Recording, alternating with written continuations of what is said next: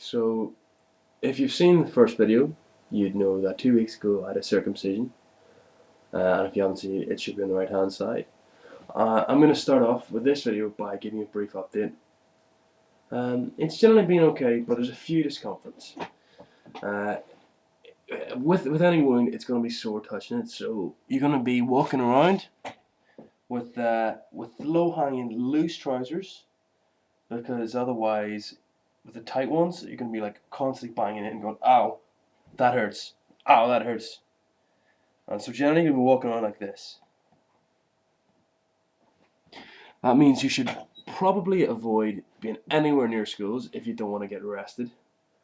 And you're not going to be able to do exercise for a while, which means I've been sitting on this chair a lot, having some fun with this. Nothing illegal going on here, honestly.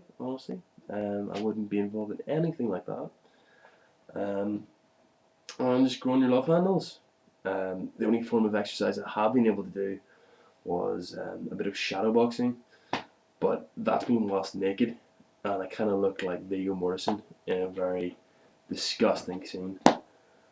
What also sucks is that I haven't been able to masturbate or have sex, and that's because boners are pretty painful.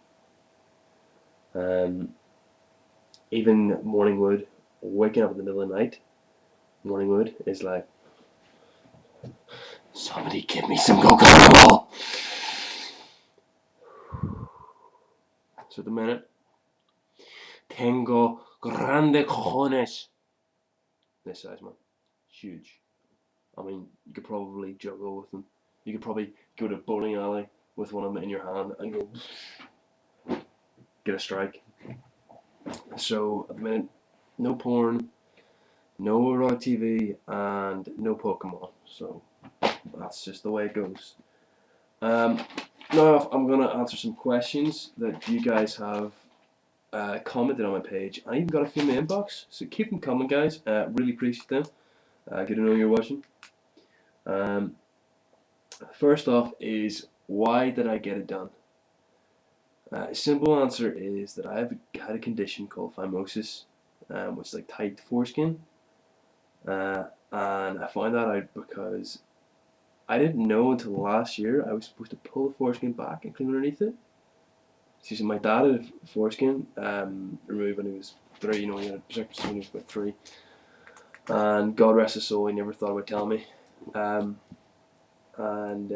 My mum, being a woman, it's not really her department being on my foreskin.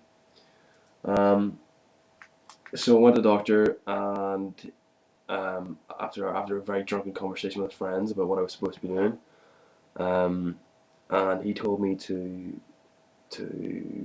get the foreskin cut off, get a circumcision, go to your urologist, get it done. That's kind of meant that I was having sex without pulling the foreskin back before putting the condom on. I'm just going, condom on. I lasted about 30 seconds. So hopefully sex is going to last a wee bit longer. Because if you've ever had sex and underperformed, it's like giving a fat girl a bit of cake, and then you go, no, I'm taking that back. You're going to sit there and think about those morsels of crumbs that you got, and think about another cake instead of me. That's what goes through your head after a while.